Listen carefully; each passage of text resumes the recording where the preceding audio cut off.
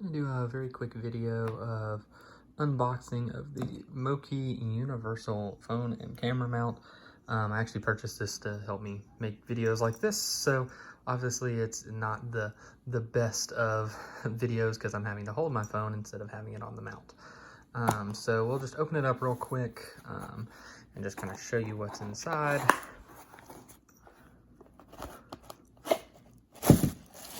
So we have the actual tripod itself. This is actually a whole lot heavier than what I was expecting for the price. I was kind of expecting a real cheap kind of plastic little tripod, but this one actually appears to be kind of a more sturdier kind of metal, almost as metal, or it's a hard plastic. I also have kind of the main reason I actually purchased this was I've got plenty of little tripods, but what I don't have is the actual little mount where you're able to put your iPhone in.